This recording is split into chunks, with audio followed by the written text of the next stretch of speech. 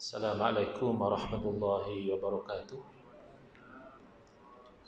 Bismillahirrahmanirrahim. Alhamdulillahi rabbil alamin.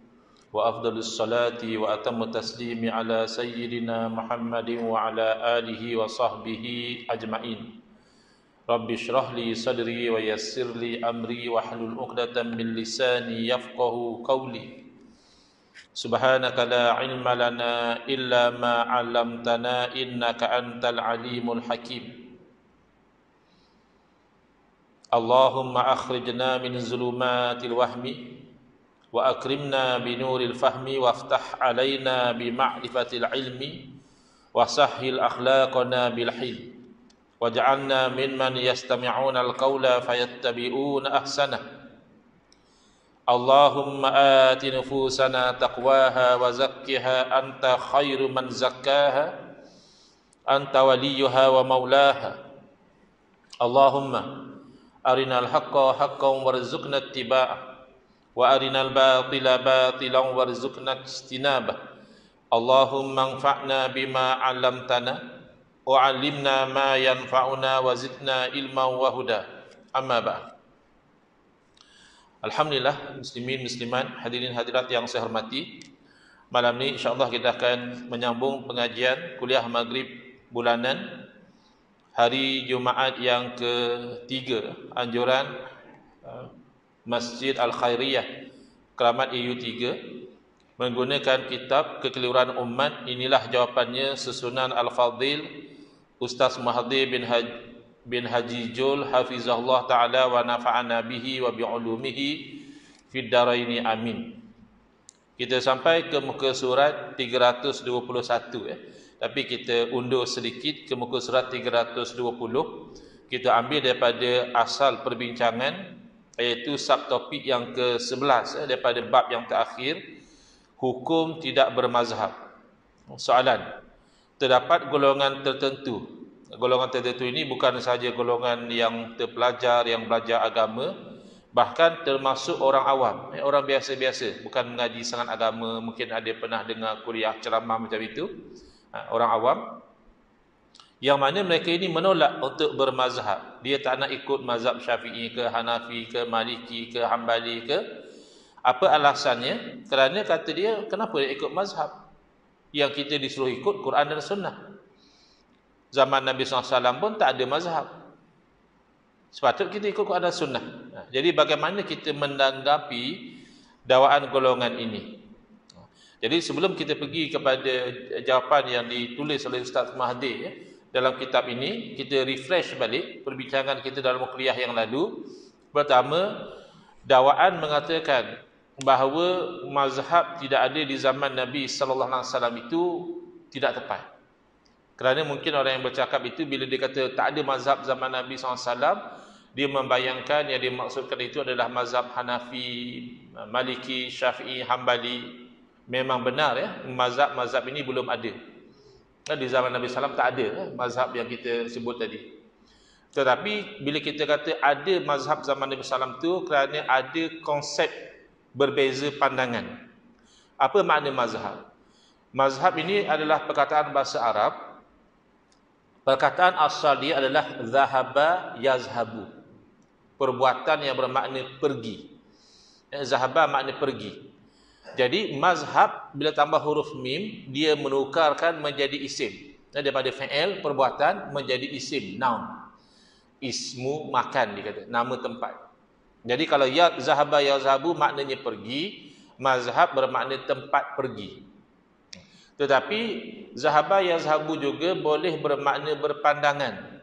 Misalnya kita jumpa dalam kitab-kitab dia tulis zahaba al-imamu Abu Hanifah rahimahullah ta'ala kaza wa ila kaza wa kaza wa zahaba imamun Syafi'i rahimahullah ta'ala ila kaza wa kaza. Dalam kitab disebut al-imam Abu Hanifah zahaba, pergi kepada pandangan begini-begini, sementara imam kita Syafi'i rahimahullah ta'ala pergi kepada pandangan yang berbeza. Pergi di situ maksudnya berpandangan. Bila dalam konteks zahabal imam ila kaza wa zahaba imam akhar ila kaza, itu bermakna berpandangan. Imam Abu Hanifah berpandangan begini, Imam Syafi'i berpandangan begini. maka mazhab maknanya pandangan. Jadi mazhab dengan makna pandangan itu telah ada di zaman Nabi SAW, bahkan diiktiraf oleh Nabi SAW. Cuma mazhab zaman Nabi tidak berpanjangan lah, kerana Nabi SAW ada untuk membetulkan ataupun mengatakan tak tepat. Jadi selesai dengan apa yang diberitahu oleh Nabi SAW. Tapi mengiktiraf perbezaan pandangan itu dilakukan oleh Nabi SAW sendiri. Misalnya apabila dua orang sahabat yang sudah solat dengan menggunakan tayamum, kerana asalnya mereka nak solat tak ada air. Ada dalil dalam Al-Quran dalam keadaan demikian, tayamum dan solat. Cuma selepas itu apabila mereka menyambung perjalanan, jumpa air. Kat situ tidak ada dalil yang jelas kalau sudah solat jumpa air, adakah kena solat lagi sekali atau tak perlu. Oleh kerana tidak ada dalil yang jelas, masing-masing berfikir. Seorang berfikir, okey, sudah solat dengan tayamum, apa nak solat lagi? Selesai. Seorang lagi berfikir, dia betul dah solat, tapi solat tadi dengan tayamum kerana tidak ada air. Sekarang air sudah ada dan waktu solat masih berbaki, maka wuduk dan solat lagi sekali. Bila mereka berjumpa dengan Nabi SAW, Nabi bersabda kepada yang tidak ulang solat, hanya solat satu kali sahaja, asabtas sunnah. Kamu buat tadi itu dah kena dengan sunnah, kena dah cara macam itu. Tetapi tidaklah Nabi SAW bersabda kepada yang solat dua kali, fa'altal bid'ah, kamu dibuat bid'ah, kenapa solat dua kali? Tidak.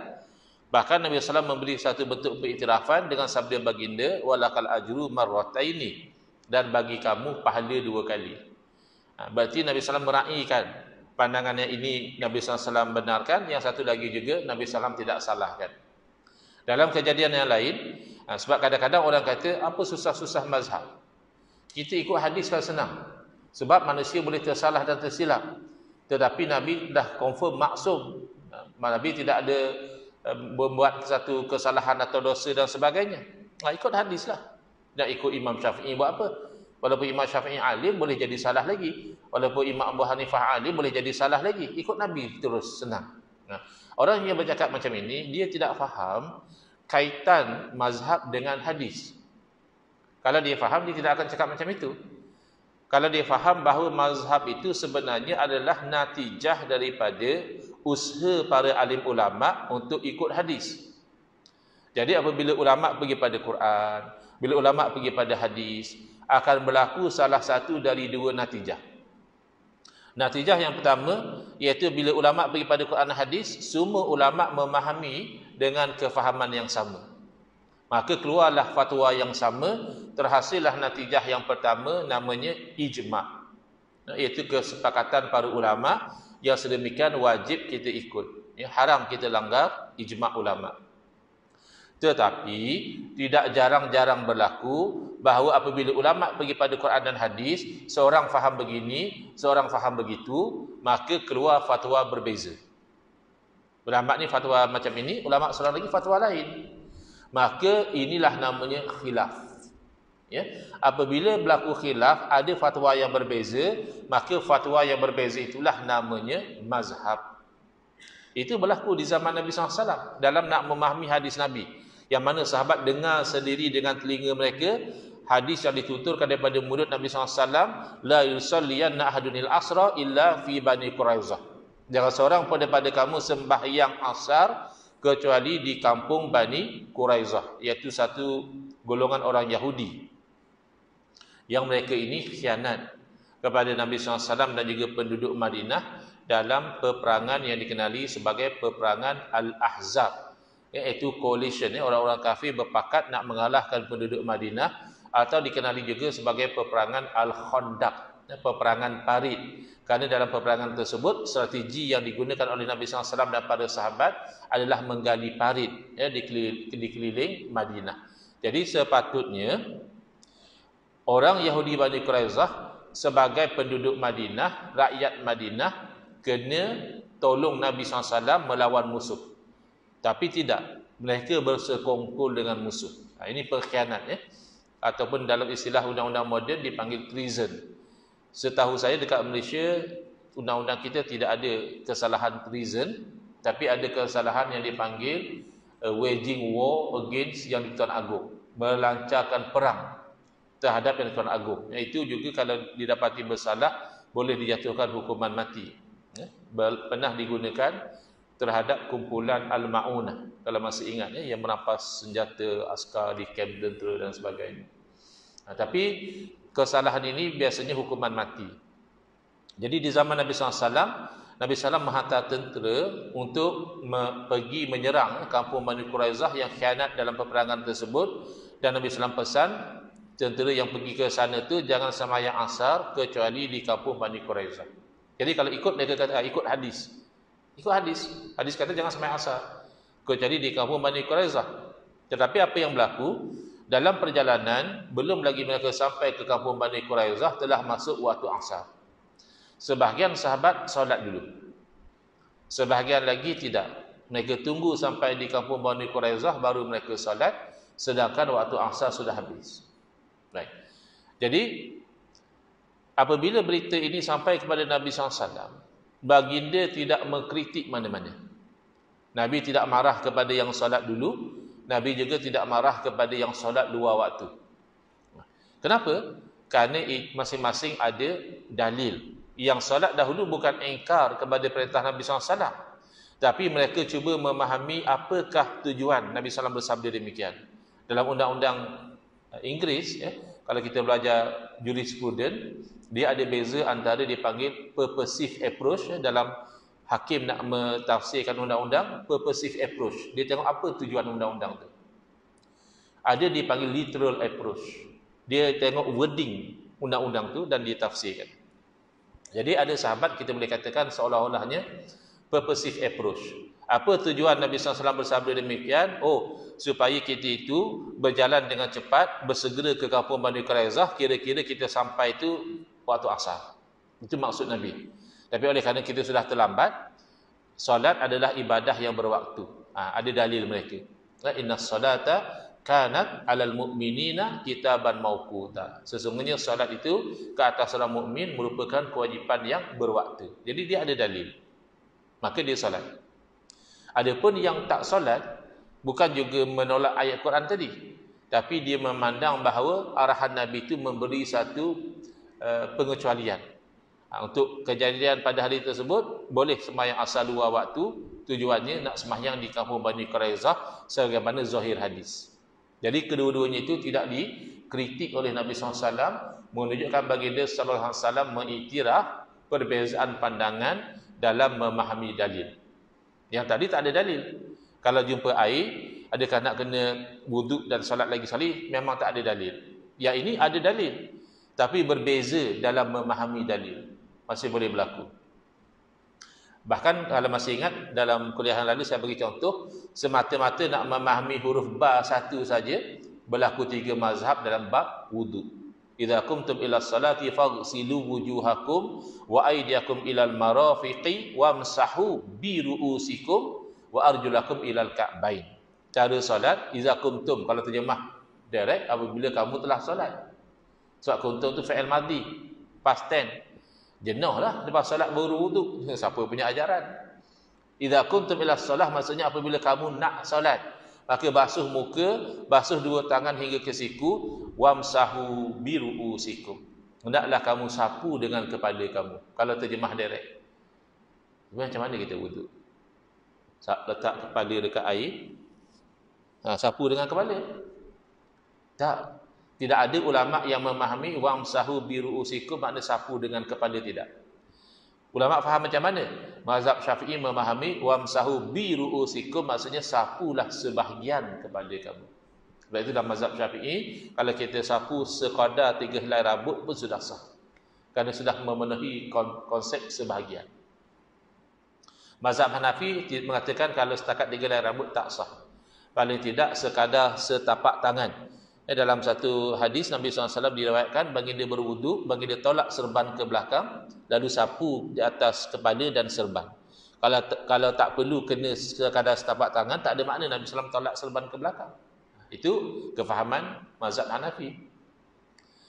Kefahaman mazhab Maliki, kata mereka, ba dalam ayat itu dipanggil ba zaidah, ba tambahan. Dari segi makna tak ada makna, hanya nak tambah bagi sedap. Jadi wamsahu bi ru'usikum, takdirnya makna adalah wamsahu ru'usakum. Sapulah kepala kamu. Yang dikatakan kepala itu kan semua. Maka kena sapu semua baru sah. Kalau sapu sikit tidak sah. Habis kita macam mana kita mazhab Syafi'i? Maka kita sapu semua, itu hukumnya sunat kerana keluar daripada khilaf itu digalakkan. Kalau kita sapu sikit kan masalah, dua mazhab kata tak sah. Tapi kalau kita sapu semua mazhab kata wuduk kita sempurna, sah. Cuma nak ceritanya apa? Sama-sama rujuk ayat Quran, sama-sama rujuk ayat yang sama, hajikan kerana nak memahami satu huruf boleh berlaku tiga mazhab. Itu macam mana kamu kata ikut Quran hadis saja, tak payah ikut mazhab? Itu ikut Quran hadis lah. Masih berlaku mazhab. Baik. Jadi tak benarlah orang yang mengatakan kita tak perlu ikut mazhab, kita hanya ikut Quran dan hadis sahaja, tak benar, kerana mazhab itu adalah produk Quran dan hadis. Secara kesimpulan, ada tiga pilihan dalam bab bermazhab. Kalau orang tu kata saya tidak bermazhab, tak tepat. Dia mungkin tak faham makna mazhab. Kerana ada tiga pilihan. Pilihan yang pertama, dia bermazhab dengan mazhab guru dia. Yang mana guru dia juga mengambil mazhab daripada guru sebelumnya. Daripada guru bersambung-sambung mazhab itu. Kalau dia mazhab Syafi'i misalnya, sampai berjumpa kepada ulama-ulama murid-murid Imam Syafi'i.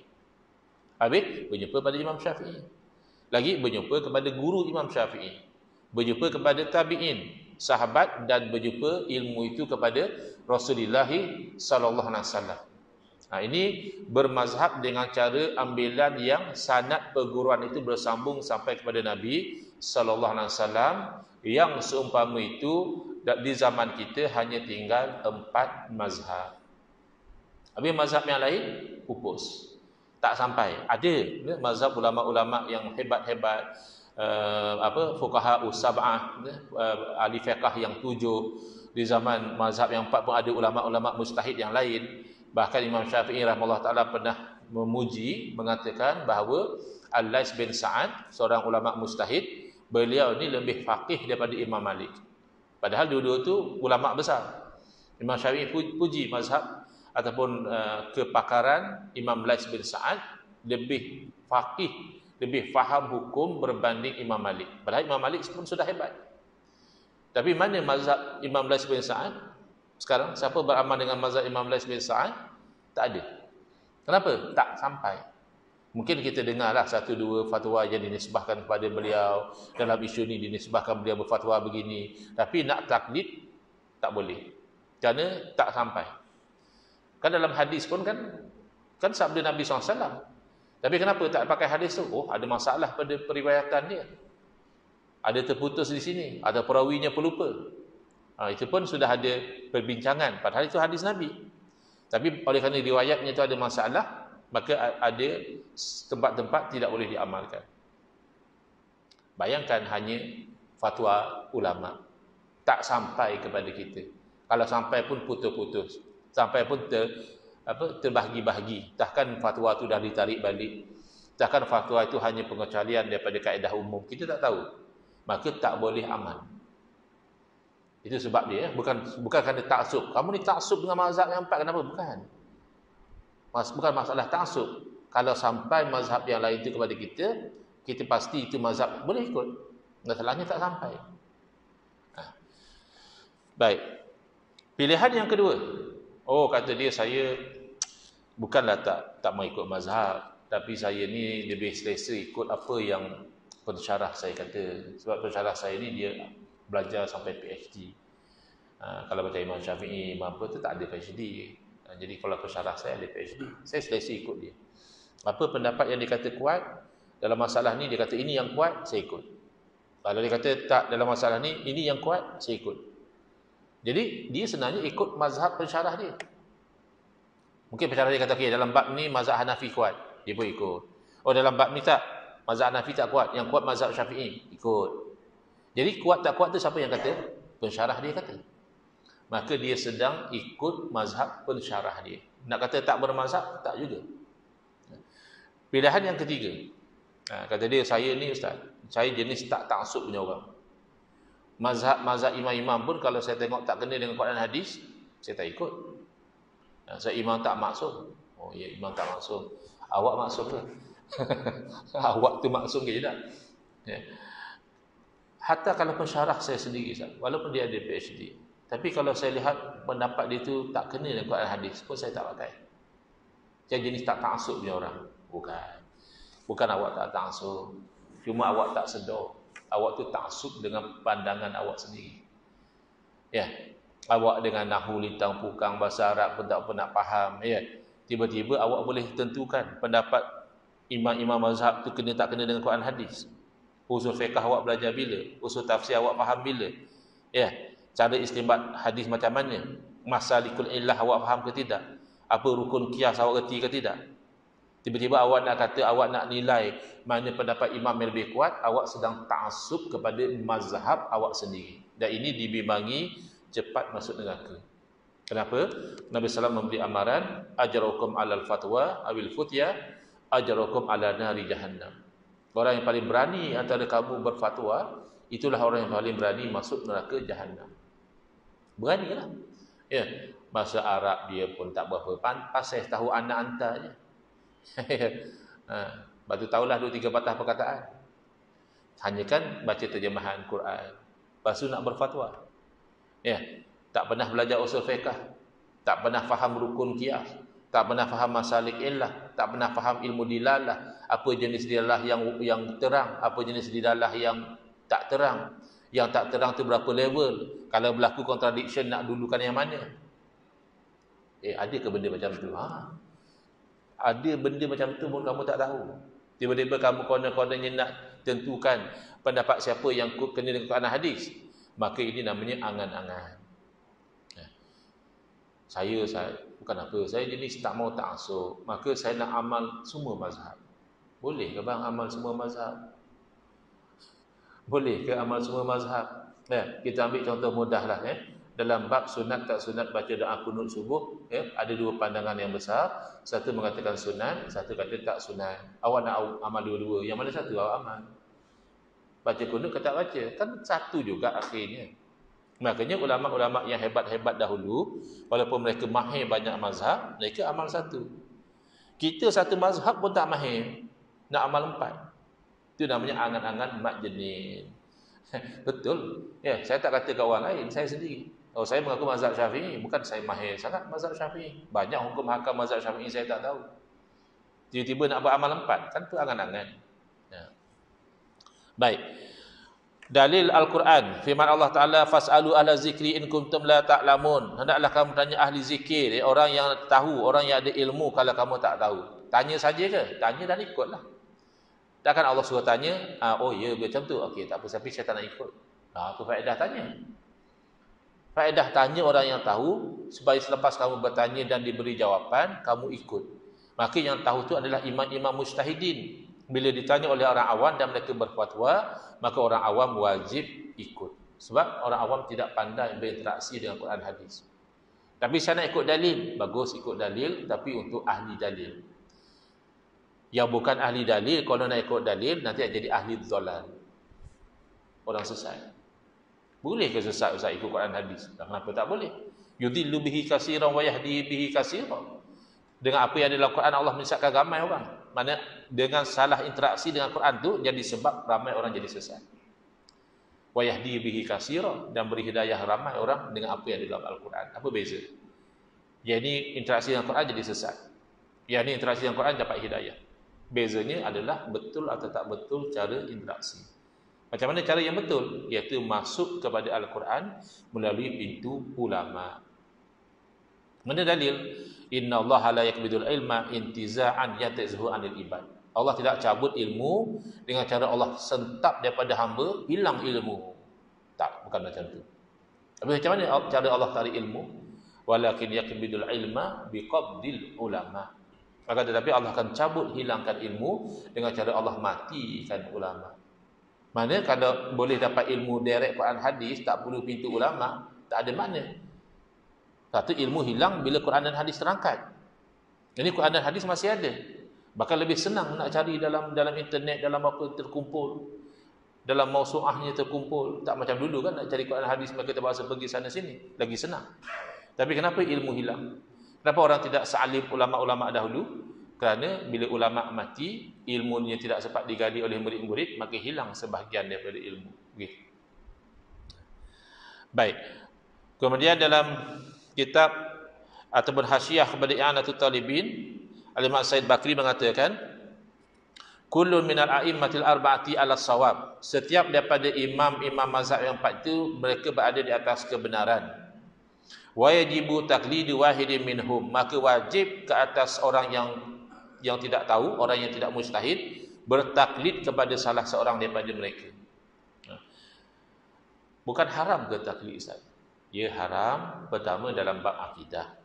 Dalam bab akidah kita kena berakidah dengan dalil. Bukan taklid. Kenapa kamu percaya Allah wujud? Tak tahulah. Orang keramat ni semua percaya macam tu, saya ikut je lah. Tak boleh. Bab akidah wajib berdalil. Dan dalil akidah tidak payah mana. Alam ini sudah menjadi dalil wujud Allah Ta'ala. Dan haram bertaklid bagi orang yang sudah sampai mahkam mujtahid. So itu biasa berlaku. Imam Syafi'i mengaji dengan Imam Malik. Fatwa Imam Syafi'i dengan Imam Malik tak sama. Imam Ahmad bin Hanbal mengaji dengan Imam Syafi'i. Tapi mazhab Imam Ahmad bin Hanbal ada yang berbeza dengan mazhab Imam Syafi'i. Kenapa? Kerana bila masing-masing sudah sampai level mujtahid, sudah tidak taklid pada guru lagi. Mungkin masa-masa awal-awal belajar, Imam Syafi'i akan berfatwa dengan fatwa Imam Malik. Tapi bila sampai tu, ulama lainlah bagi tahu. Macam kita tak.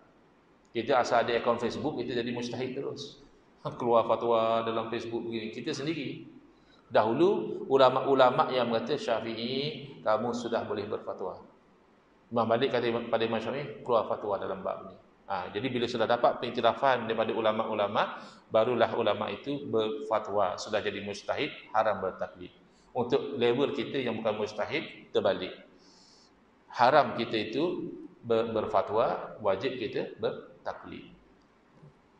Jadi kita kena fahamlah posisi kita ni selevel imam-imam mujtahid atau level orang awam. Baru kita tahu posisi kita tu wajib bertaklid atau haram bertaklid. Baik. Jadi kata Imam Said Bakri, untuk orang awam wajib bertaklid kepada imam-imam mujtahid. Wa man qallada minhum kharaja an uhdati taklid. Bila dia sudah bertaklid kepada salah seorang, maka terlepaslah dia daripada tanggungan dia. Mana itu sekadar kemampuan dia. Nak suruh dia kali Quran hadis, dia tidak pandai. Saya nak ikut hadis sahih je lah Ustaz, senang. Ikut mazhab macam-macam payah. Macam mana kamu tahu hadis tu sahih? Imam Bukhari kata sahih. Kamu taklid lah tu. Kamu taklid pada Imam Bukhari lah tu. Tapi kamu taklid dalam bahan mentah. Hadis tu belum diproses lagi. Hanya nak bagi tahu hadis tu sahih. Macam mana nak proses jadi hukum? Tu orang taklid kepada fuqaha. Jadi tengok. Antara ulama-ulama yang bermazhab Syafi'i adalah Imam Bukhari. Ini mengikut setengah qaul lah. Dia mengatakan tak, Imam Bukhari mazhab Hambali misalnya. Jadi tokoh hebat, ya. Jadi masing-masing mengatakan beliau mazhab kami. Tapi beliau tidak bermazhab, tidak. Jadi ulama-ulama menisbahkan Imam Bukhari kepada mazhab tertentu. Imam Muslim, Imam Tirmizi. Saya ni nak dalam bab fiqh ni Ustaz, saya lebih selesa ikut Ahlul Hadis lah. Saya kurang selesa lah ikut mazhab Syafi'i. Loh, Ahlul Hadis tu kan lebih kurang 70% daripada Ahlul Hadis dari segi fiqh mazhab Syafi'i. Kalau dari segi akidah mazhab Asy'ari. Ada pula orang buat tajuk polemik akidah antara Ahlul Hadis dan juga Asy'ariyah. Saya kata tajuk pun dah bohong. Polemik perbalahan akidah antara Ahlul Hadis dan Asy'ariyah, sedangkan 90% Ahlul Hadis Asy'ariyah. Macam mana ada polemik antara Ahlul Hadis dengan Asy'ariyah? Ini Ahlul Hadis yang palsu. Dia mendakwa diri dia Ahlul Hadis, dia tak setuju dengan Asy'ariyah, maka dia kata ini polemik.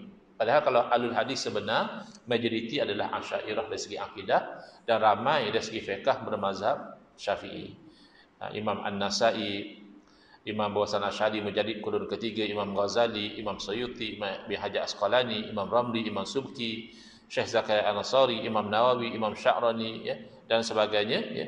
Jadi ulama-ulama hadis juga bermazhab dengan mazhab tertentu, ya, Syafi'i ataupun Hanafi dan sebagainya. Jadi sangat benarlah apa yang disebut oleh al-alim al-faqih Syahidul Mihrab, ulama yang terbunuh di mihrab ketika mengajar tafsir pada malam Jumaat dalam masjid, itu Syekh Dr. Said Ramadan Al-Buti rahimahullah taala, telah membahaskan isu tidak mahu bermazhab ini dengan panjang lebar dalam kitab beliau Al-Mazhabiyah, ya, doktrin tidak mahu bermazhab. Ada orang mengaku, oh, kami tak ikut mazhab, kami ikut dalil. Habis kamu ingat mazhab ikut apa? Mazhab ikut dalil. Ya. Kamu mendakwa ikut dalil dalam keadaan kamu bukan ahli dalil, itu masalahnya. Semua orang boleh ikut dalil. Tapi mazhab mereka ikut dalil dalam keadaan mereka itu pakar dalil. Kamu mendakwa ikut dalil dalam keadaan kamu tu tak faham dalil. Itu masalah. Ya, kullu bid'atin pun kamu tak faham, kullu tu bermakna semua atau sebahagian. Itu macam mana nak berijtihad? Ya. Qiyas aula pun kamu tak reti. Ya, qiyas musawi pun kamu tak faham. Itu macam mana? Al-mazhabiyah, tidak mahu ikut mazhab ini adalah akhtaru bid'atin tuhaddidu syariat Islamiyah. Sebahaya-bahaya bid'ah yang mengancam syariat Islam. Perangai tak nak bermazhab ni akhirnya dia membawa kepada kesesatan. Oh, dia kata kita tak maulah mazhab-mazhab ni jadi pecah belah umat Islam sahaja. Jadi sampai 4 mazhab. Baik, sebab kita ikut Quran hadis, kita bersatu. Ya ke? Ulama yang alim yang sama-sama berguru, ya, Imam Syafi'i berguru dengan Imam Malik pun boleh berbeza memahami Quran hadis. Imam Ahmad bin Hanbal yang hafal ratusan ribu hadis dalam dada boleh berbeza dengan Imam Syafi'i Nasrus Sunnah yang digelar sebagai pembela sunnah. Habis kita yang jahil ni macam mana? Yang ni baca hadis ni faham gini, yang ni baca hadis faham gini, yang ni innamal a'malu binniyat tak payah semayang, ya. Akhirnya akan jadi lebih banyak mazhab-mazhab yang sesat dan jauh dari kebenaran. Dalam isya' ini. Baik, wallahu alam. InsyaAllah kita akan sambung di muka surat 322 bermula dengan tambih, ya, peringatan. Bismillahirrahmanirrahim. Alhamdulillah bil alamin wassalatu wassalamu ala asyrafil anbiya wal mursalin wa ala alihi wa sahbihi ajma'in. Allahumma shrah sudurana wa ahsin akhlaqana wa azim ujurana wa nawwir qulubana bi nuri hidayatika kama natarda bi nuri syamsika abadan abada bi rahmatika ya arhamar rahimin. Walhamdulillah rabbil alamin. Amin ya rabbal alamin.